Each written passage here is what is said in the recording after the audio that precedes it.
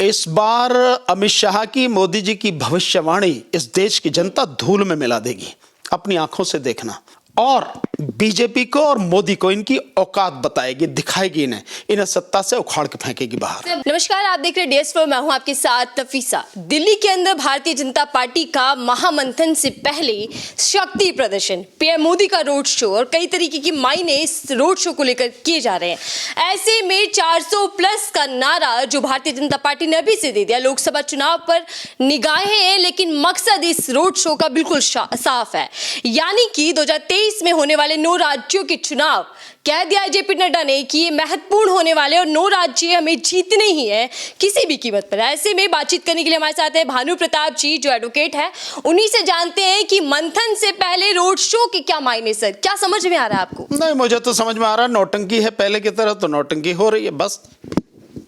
Sir, road show को लेकर कई कयास लगाए जा रहे हैं, भारत जोड़ो यात्रा से भी जोड़ा जा रहा है। नहीं, भारत जोड़ो यात्रा कहीं बड़ी है, ये कुछ भी नहीं है, ये तो सब नौटंकी है। सब लोग समझ रहे हैं, लोग समझते हैं, ऐसा नहीं है, अनपढ़ और गंवार नहीं है लोग जानते हैं कि कौन क्या कर रहा है, कौन सही रास्ते पर चल रहा है और कौन लोगों को गुमराह कर रहा है। और प्रधानमंत्री की इस तरह की नौटंकी लोगों ने बहुत देखी है। 8.5 साल से यही नौटंकी देखते आ रहे हैं और अब इनकी नौटंकी के भी समापन का समय आ रहा है। चिंता ना करो, 2024 में इनका काम जो है, इनकी जो पार्टी है इनको हरा के लोग घर बिठा देंगे तो सब नौटंकी बंद हो जाएगी। सर, मीडिया से लेकर बीजेपी नेता तक इस रोड शो के मायने बता रहे हैं कि वो हमेशा बीजेपी सड़कों पर रही, लोगों के बीच रही, धरातल पर रही, लोगों के बीच जाकर उनकी समस्याओं को समझा। चुनावी वक्त पे नहीं आती विपक्ष की तरह। भांड मीडिया की बात कर रहे हो तुम यार, कोई किसी को मीडिया हो तो बात कर रहे हो तुम। हाँ, मान लेता कि तुम लोग अगर कोई बात करते कहते तो समझ में आता, वो तो भांड मीडिया है, गुलाम मीडिया है। सो गुलामों की और भांडों की क्या औकात है और क्या उनकी बात का कोई मतलब है? मैं नहीं समझता इसमें कहीं भी कुछ भी सच्चाई है या कुछ भी, इसका कोई अर्थ नहीं है। सर, निगाहें 9 राज्यों के चुनावों पर है, कह रहे हैं कि हर हाल में बीजेपी को इसे जीतना ही है। निश्चित रूप से उनकी निगाहें होंगी, वो तो इसमें कोई शक नहीं है। 24 घंटे चुनावी मोड में रहते हैं, होंगी उनकी निगाहें। और केवल उनकी निगाहें नहीं, निगाहें तो भाई और लोगों की भी हैं जो राजनीति में हैं। हर एक की अपने अपनी स्थिति का आकलन करके सभी लोग, और जहाँ जहाँ जो लड़ेगा, जिस तरह से करेगा काम, सब उस सारी चीज़ का आकलन कर रहे होंगे। पर तुम्हारी नौटंकी है, तुम इस नौटंकी को करके डराना चाह रहे हो, लोगों को दिखाना चाह रहे हो भैया तुम्हारे सामने कुछ नहीं है। बात भी सही है भाई, पैसे में जिस तरह से तुमने देश को लूटा है, तुम्हारे जो यार जो पूंजीपति हैं उनका जो आपने लाखों करोड़ रुपया माफ कर दिया, लाखों करोड़ एनपीए में है, जो आपको खूब पूरी तरह से पार्टी के लिए पैसा दे रहे हैं, तो तुम उनके पैसे पे जो चाहो कर दो, उससे क्या फर्क पड़ता है भाई? औरों के पास इतने संसाधन नहीं है तो वो इस तरह से दिखा नहीं पा रहे हैं, बस इतना ही है। सर, आप नोटंकी कह रहे हो, उधर विपक्षी में हलचल मच गई है रोड शो के बाद। मुझे तो कहीं नहीं लगी हलचल, मैं भी तो विपक्ष में, मुझे तो कहीं हलचल नहीं नजर आ रही। मेरे में हलचल नजर आ रही है आपको? कहीं भी नहीं, कुछ भी नहीं। मैं भी तो विपक्ष में हूँ भाई। सिर्फ 400 प्लस का नारा दिया है, उससे क्या फर्क पड़ता? मैं दे देता हूँ 500 प्लस का नारा, तो इससे क्या फर्क पड़ता? भविष्यवाणी हमेशा सच साबित हुई है, चाणक्य यानी अमित शाह की। इस बार अमित शाह की, मोदी जी की भविष्यवाणी इस देश की जनता धूल में मिला देगी। अपनी आंखों से देखना। देश की जनता जाग रही है, समझ रही है, तो जान की बाजी लगाकर इस देश की जनता इस चुनाव को लड़ेगी और बीजेपी को और मोदी को इनकी औकात बताएगी, दिखाएगी, इन्हें सत्ता से उखाड़ के फेंकेगी बाहर। मोदी जी कहते हैं जन कल्याण का संकल्प है, विकास का संकल्प है, उसी को लेकर आगे बढ़े और एक के बाद एक जन समर्थन उनको मिल रहा है। हाँ, इतना संकल्प है विकास का कि इस देश को लगभग 10 लाख लोग पिछले 8 साल में छोड़कर जा चुके हैं, करोड़पति अरबपति लोग। और उन्होंने विदेश में जाकर विदेशों की जो है वो ले ली है, नागरिकता ले ली है, दूसरे देशों की नागरिकता ले ली है, भारत की नागरिकता को छोड़कर। ये स्थिति है, ये विकास की रफ्तार है। आज की तारीख में 2014 से पहले तक 1.5 से 2 लाख बच्चे इस देश से बाहर पढ़ने जाते थे विदेश में। आज की तारीख में 8 लाख बच्चे प्रति साल पर ईयर इस देश से बाहर पढ़ने जा रहे हैं। अगर विकास ही है, अगर यहाँ सब कुछ ही है, तो क्यों तो ये देश छोड़ के जा रहे हैं और क्यों ये विदेशों में पढ़ने जा रहे हैं बच्चे? इस बात का जवाब है सरकार के पास में कोई जवाब नहीं है, किसी तरह का कोई जवाब नहीं है। और देश की स्थिति बद से बदतर होती चली जा रही है। देश का कर्जा जो 2014 में था, आज की तारीख में वो कर्जा 3 गुने से ज्यादा हो चुका है। जीडीपी पे भी भारी पड़ रहा है वो कर्जा। देश का जो व्यापार घाटा है वो लगातार बढ़ता चला जा रहा है। तो ये है विकास।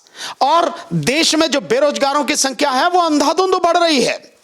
27 करोड़ तो सरकार ही बता रही है बेरोजगार हैं, जिनमें तकरीबन 17 करोड़ तो डिग्रीधारी बच्चे हैं बेरोजगार। फिर भी जनता कहती आएगा मोदी।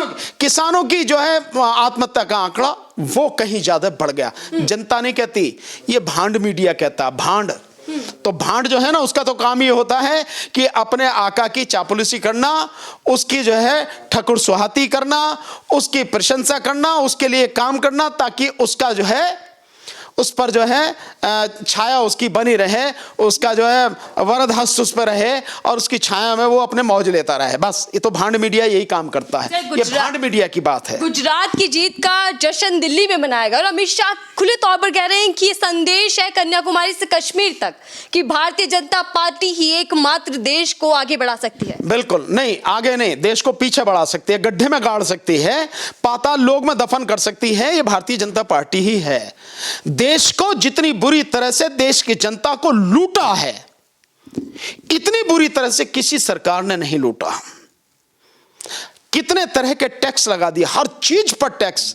अभी तुमने पेन पेंसिल पर टैक्स लगा दिए, कागज पर टैक्स लगा दिए, किताब पर टैक्स लगा दिए, आटे पर टैक्स लगा दिए, दूध पे चाय पर टैक्स लगा दिए। और कुछ रह गया है? कुछ और बचा है क्या? जिस तरह से हालत देश की कर दी है, ऐसी हालत इस देश की कभी नहीं थी। और ये केवल और केवल मोदी के कारण हुई है। इसलिए देश की जनता भी इस चीज को समझ रही है और सबक सिखाएगी। 2024 में 9 राज्यों के चुनाव में भी सबक सिखाएगी। सर, ऐसी स्थिति में घूम फिर के एक सवाल बार बार आता है कि मोदी नहीं तो फिर कौन? कौन ऐसा चेहरा जो पीएम मोदी को टक्कर दे सके? नहीं, मोदी कुछ भी नहीं है। मोदी के लिए तो मतलब अगर मैं बात करूं, देश के किसी भी व्यक्ति को उठा के बैठा दो आप, मोदी से बढ़िया तो वो भी है। मोदी क्या अनपढ़ आदमी, मतलब किसकी बात करो आप? मोदी है क्या? गुमराह करने वाला व्यक्ति है ये। मतलब किसी भी व्यक्ति को बिठा दोगे, मोदी से तो कहीं ज्यादा बढ़िया है। बाकी इसके अलावा तो कितने ही लोग हैं, एक से बढ़ के एक एडवोकेट है देश में, एक से बढ़ के एक डॉक्टर है, इंजीनियर हैं, बड़े बड़े नेता हैं। और सबसे पहले तो मैं ही देखो, मुझे ही देखो, मेरे से ज्यादा बढ़िया कौन होगा? मोदी की क्या औकात है? चुनौती दे रहे हैं। हाँ बिल्कुल चुनौती दे रहे, उसमें है क्या? किसी दिन जब सत्ता हमारे हाथ में आएगी, हम बताएंगे हुकूमत कैसे होती है और कैसे लोगों के दुखों को दूर किया जाता है। इन्होंने देश को लूटा है, हमारे हाथ में सत्ता आएगी, हम बताएंगे लोगों के दर्द को कैसे कम किया जाता है, लोगों को रोजगार कैसे दिया जा सकता है, लोगों को स्वास्थ्य सुविधाएं कैसे मुहैया कराई जा सकती हैं, एजुकेशन सिस्टम को कैसे बढ़िया बनाया जा सकता है ताकि हर किसी को एजुकेशन मिले, समान एजुकेशन मिले। हम जानते हो क्या जाने अनपढ़ आदमी। सर, मोदी जी ने विपक्ष की नींदें उड़ा रखी हैं। सत्ता का रास्ता भी नहीं दिखाई दे रहा विपक्ष को। भारत जोड़ो यात्रा लेकर निकल पड़े राहुल गांधी, विपक्ष को साधने की कोशिश कर रहे हैं, लेकिन अभी भी विपक्ष में बिखराव दिखाई दे रहा है। नहीं, ऐसा कुछ नहीं है, सब हो जाएगा, सब ठीक हो जाएगा, इसमें कोई ऐसी बात नहीं है।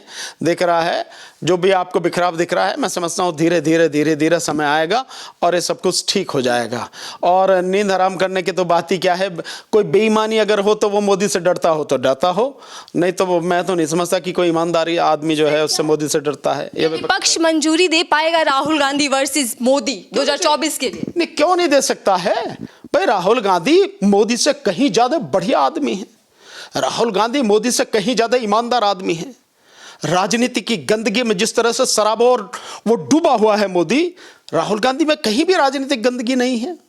राजनीतिक गंदगी की धूल उसके आसपास भी नहीं है। ईमानदार आदमी है, मेहनती आदमी। अब तो सभी लोगों ने देख लिया। बीजेपी कह रही मुद्दा ही नहीं है कांग्रेस के पास। बीजेपी के पास कुछ मुद्दा नहीं है, बीजेपी के पास कुछ मुद्दा नहीं है, बाकी सबके पास सब मुद्दे हैं। भ्रष्टाचार मोदी ने खत्म कर दिया, परिवारवाद मोदी ने खत्म कर दिया, राशन मोदी सरकार दे रही है। मोदी से बड़ा बीच में मोदी से बड़ा भ्रष्टाचारी कोई नहीं है। मोदी में अगर वाकई में ईमानदार है तो इस बात का जवाब दे दे, जो पीएम केयर फंड है वो क्या है, कहां कहां से पैसा आया, जिन जिन से पैसा आया उनका कितना कितना काम किया उसने, देना इसका जवाब।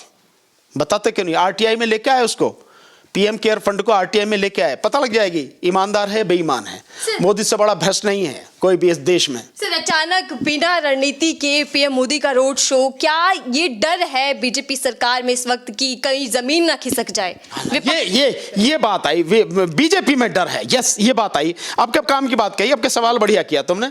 बीजेपी में डर है इसलिए वो नौटंकी करनी जरूरी है, और इसीलिए वो नौटंकी की गई, ज्यादा नहीं तो 300 मीटर की सही, तो वो इसलिए नौटंकी की गई। उनके अंदर पूरी तरह से खलबली मची हुई है।